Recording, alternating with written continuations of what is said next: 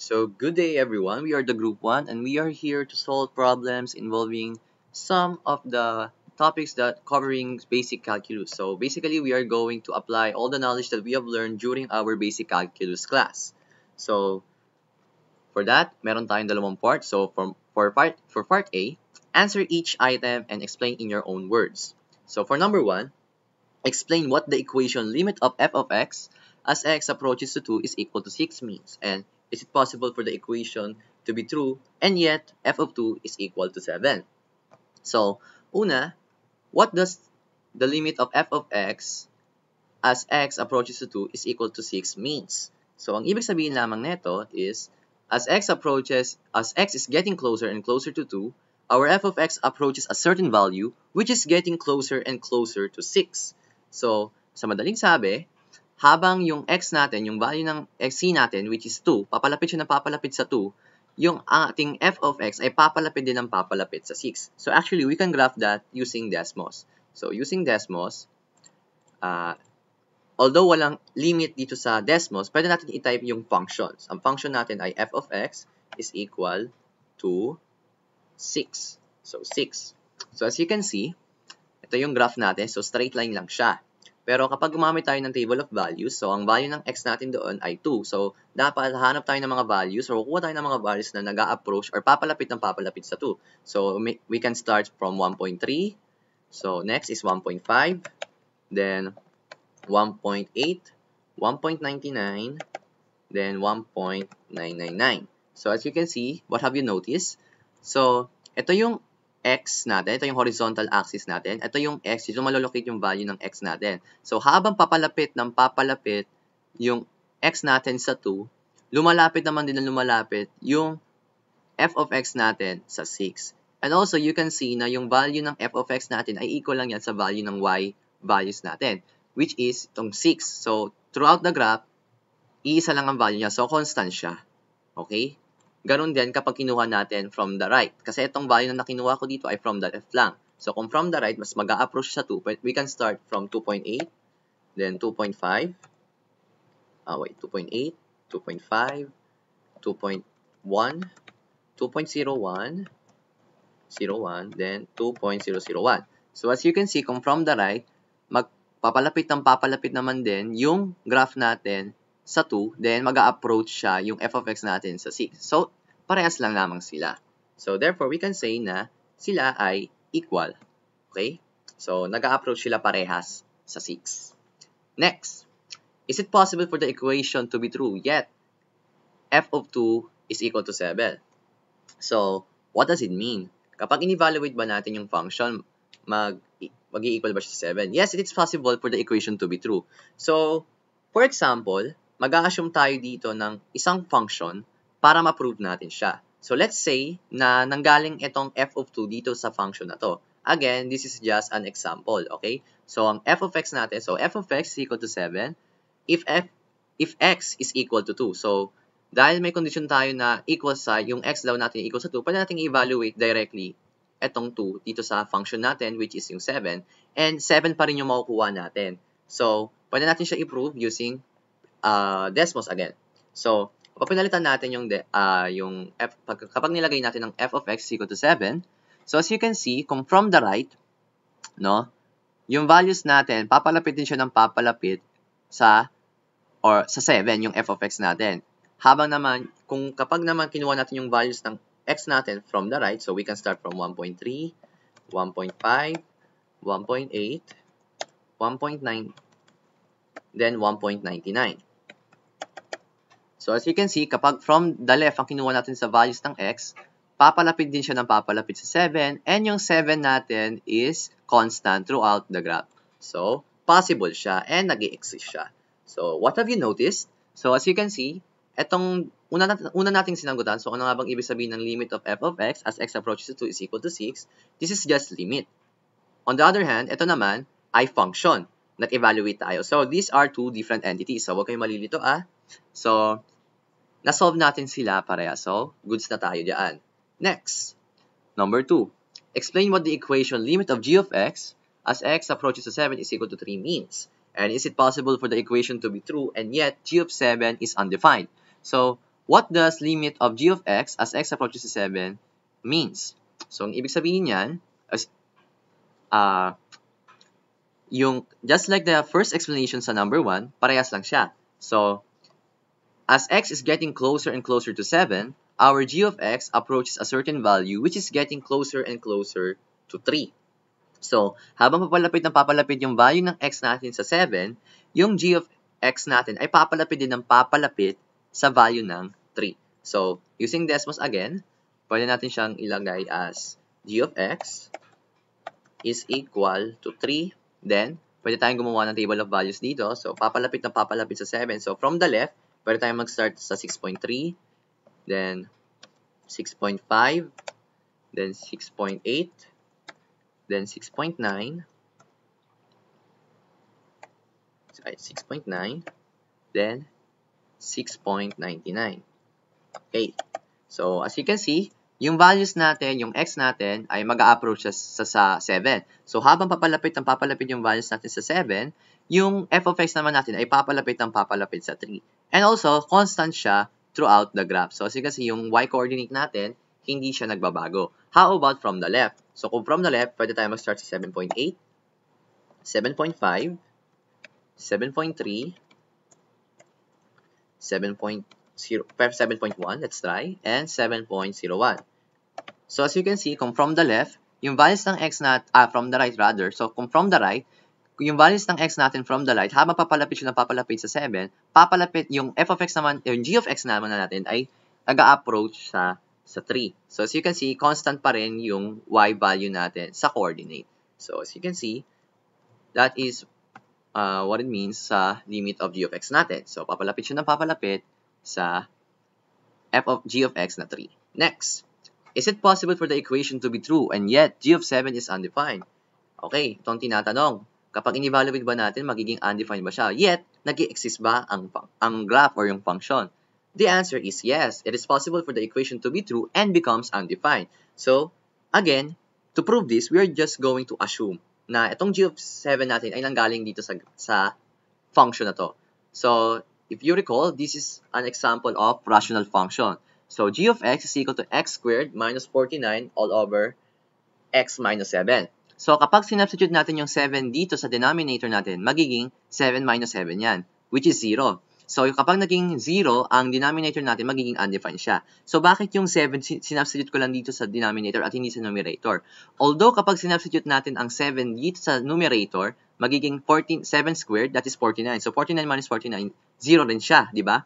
Magiging indeterminate. Pero, pag sinabi kasi natin indeterminate, meron siyang value, pero hindi natin alam kung ano yung certain value na yon. Pero kapag sinabi naman natin undefined, wala talaga siyang value, okay? So, yun yung pinagkaiba. So, kapag naman ginraph natin tong g of x is equal to x squared minus 49 all over x minus 7, makikita natin na meron tayong whole. Kung natatandaan nyo sa continuity of a function, maaari lamang masabi natin na discontinuous ang isang function kung ito ay nag-jump, nag-break, or meron tinatawag na whole sa ating graph. So, tingnan natin using Desmos. So, using Desmos, so g of x is equal to x squared minus 49 all over x minus 7. So, as you can see, what have you noticed? So, linear yung graph natin. Pero tignan nyo to. So, lagay lang ako ng coordinate para makita nyo yung 7. So, 7, 0. Andyan yung 7 natin. Labelan ko lang ng 7. 7 rather. Here. So,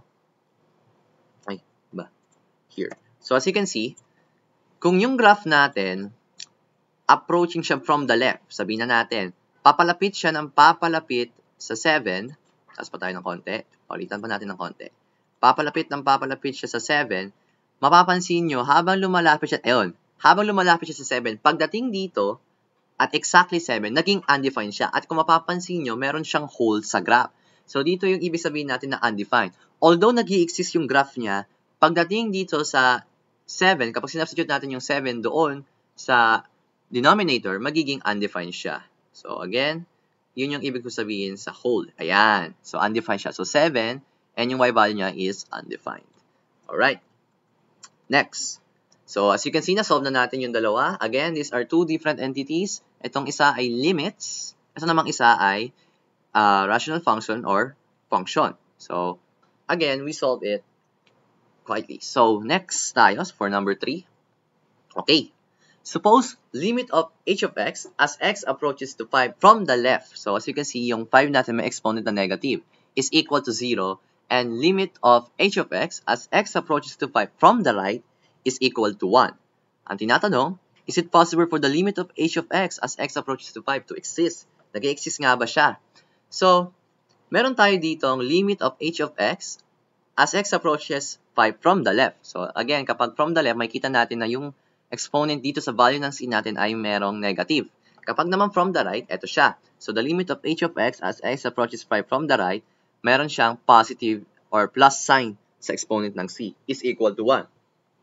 Kung matatandaan nyo yung first lesson natin sa basic calculus, so, eto sila, meron tayong tinatawag na one-sided limits. So, paano natin masasabi na yung binigay sa atin ay one-sided limits? Kung masasabi natin siya kapag binigyan tayo ng isang left-handed, which is eto, at isang right-handed limit. Left-handed kasi nga, again, meron tayong negative sign dito sa value ng c natin, which is 5, and meron naman tayong positive sign dito sa ating c, which is sa 5, which is yung right-hand natin, right-hand limit natin. And also, what have you noticed? As you can see, yung left-hand limit natin, not equal siya sa 0. And yung right-hand limit naman natin ay not equal sa 1. So, they are not equal, no? So, the limit of h of x as x approaches to 5 from the left is not equal to the limit of h of x as x approaches to 5 from the right. Hindi sila nag-equal. So, therefore, kapag naman kinuha natin yung limit of h of x as x approaches to 5. So, what have you noticed? As you can see, wala nang sign dito sa exponent. Ibig sabihin, ito ay tinatawag natin na two-sided limit. So, dahil hindi equal ang left-hand limit natin, ang right-hand limit natin, o yung one-sided limit natin, we can say that this is DNE or does not exist. Tandaan nyo rin na kapag gumagamit tayo ng DNE, hindi tayo naglalagay ng equal dahil ang DNE ay hindi value. Okay? So, para ma-visualize natin, no, i-apply talaga natin or I will give an example na parallel dito sa ating tanong. So, for example, so again, this is just an example only, we have the given piecewise function. So, h of x is equal to 2x minus 10 if x is less than 5, then h of x is equal to 3x minus 9 squared minus 35 if x is greater than or equal to 5. So, kailangan natin makuha yung left-hand limit natin at yung right-hand limit natin o yung tinatawag natin na one-sided limits. So, kung from the left ang gagamitin natin, etong, ano sa tingin nyo yung function na gagamitin natin? So, as you can see, ito yung gagamitin natin, yung 2x minus 10. Bakit? Kasi ang condition niya ay x is less than. So, less than siya. X is less than 5. So, siya ang gagamitin natin. So, the limit of 2x minus 10 as x approaches 5 from the left. So, ito yung sign, from the left. Then, we can directly substitute the value of x or yung nag-a-approach yung x, which is 5. So, dito sa value ng x natin. So, 2 times 5 minus 10. Then, 5 times 2, that is 10. Then, copy negative 10. Then, 10 minus 10, that is 0. So, ang value ng ating limit, the limit of 2x minus 10 as x approaches 5 from the left is equal to 0. How about from the right? So, kung from the right ang gagamitin natin, itong namang function here ang gagamitin natin, yung 3x minus 9 squared minus 35. Bakit? Kasi, yung condition niya is x is greater than or equal to 5. So, using that, so limit of 3x minus 9 squared minus 35 as x approaches to 5 from the right. So, positive yung sign ng c natin. Then, we can directly substitute the value of x, which is 5, dito sa ating value ng x dito sa ating function. So, 3 times 5 minus 9 squared minus 35. Then, we can expand this. So, 3 times 5, that is 15. So, 15 minus 9 squared minus 35. Then, 15 minus 9, that is 6. So, 6 squared. So, 6 squared minus 35. Pwede pa natin i-expand tong 6 squared. And 6 times 6 or 6 squared, that is 36. So, 36 minus 35, that is 1. So, what have you noticed? Again, yung limit natin dito from yung limit of 2x minus 10 as x approaches 5 from the left is equal to 0. And yung limit natin sa 3x minus 9 squared minus 35 as x approaches to 5 from the right is equal to 1. So, yung left-hand limit natin tsaka yung right-hand limit natin, hindi sila equal. So, therefore, we can say na yung limit natin o yung two-sided limit natin ay DNE or does not exist dahil yung one-sided limit natin ay hindi nag-equal. And just like yung sinabi ko kanina, so naggumawa lang ako ng example, yung parallel na example, para ma-visualize natin na hindi sila mag-i-equal or hindi sila nag-i-exist. Next. Ayan sila. For number 4, suppose that the limit of m of x as x approaches 10 from the right is equal to infinity. Is it possible for the limit of m of x as x approaches 10 to exist? So, ano nga ba ibig sabihin ng limit of m of x as x approaches 10 from the right is equal to infinity? So, tatandaan natin na kapag meron tayong sagot na infinity, ang keyword dito ay without bound. Ibig sabihin, walang restriction. Ngayon, ang tinatanong, nag-i-exist nga ba ang limit of m of x as x approaches to 10? So, ito, one-sided limit natin to. Ito yung right-hand limit natin. Hindi siya mag-i-exist. Kasi, kapag nagpalit tayo ng specific na value dito sa ating function, dire-diretso lang yan or infinite lang siya. So, therefore, hindi siya mag-i-exist. So, kapag ginraph natin yan or kapag nagbigay tayo ng example dyan, so, example nito ay limit of 1 over x as x approaches to 0. So, pwede natin gamitin yung natutunan natin ng unang lesson natin sa basic calculus, which is using the tables of values for us to get the values from the left side and right side. So, from the left, mangyayari, yung x natin dito, magkakaroon tayo ng negative sign kasi from the left. So, the limit of 1 over x as x approaches to 0 from the left. So, using table of values, ayan. So, yung mga values ng x natin, ako na nag-assign, then isa-substitute na lang natin siya dito sa x. So, pwede tayong mag-substitute. So, using that, so, 1 over negative 0.1, so that is negative 10. 1 over negative 0.01, that is negative 100. 1 over negative 0.001, that is negative 1,000. So, what have you noticed? Papaliit yung value natin, no? So, from negative 10, naging negative 100, then naging negative 1,000, naging negative 10,000, at negative 100,000. We can also check that using our calculator. So, using this calculator, so kapag sinubstitute natin siya, so 1 over, so negative 0.1, ang magiging sagot natin ay negative 10. Habang nagdadagdag tayo ng 0 dito sa left ng 1 natin, ayan, so magiging negative 100 siya. How about dagdagan pa natin ng isang 0, nagiging negative 1,000 siya. So, papalaki ng papalaki, or papaliit ng papaliit rather, yung value ng f of x natin. How about from the right? Kung from the right ang gagawin natin, mangyayari, limit of 1 over x as x approaches 0 from the right. So, naging positive na yung sign ng 0 natin dito. So, using the table of values, so, iniba ko lang yung sign. So, ang mangyayari, dahil iniba ko lang yung sign, magiging positive lang ang value nito. So, 10, 100, 1,000, 10,000, 100,000. So, from the right naman, papalaki naman ng papalaki yung value natin. And walang specific na value na mag-a-approach dito sa ating limit. So, i-check din natin using our calculator again. So, kapag naman from the right, so, 1 over 0.1, that is 10. Diba? Then, dagdagan natin ng 0, that is 100. So, 0.001 naman, that is 1,000. So, papalaki naman ng papalaki yung value natin dito from the right. So, we can conclude na dahil papalaki naman ng papalaki yung value natin dito sa limit of 1 over x as x approaches 0 from the left, magiging negative infinity yan. Okay? Kasi wala siyang specific na value na i-approach. Okay? Then, from the right, the limit of 1 over x as x approaches 0 from the right, magiging positive infinity naman yan. So, dahil wala namang value or specific value na kapag pinlog in natin ay mag-a-approach yung ating function. So, therefore, we can say na yung one-sided limit natin at two-sided limit natin ay hindi equal.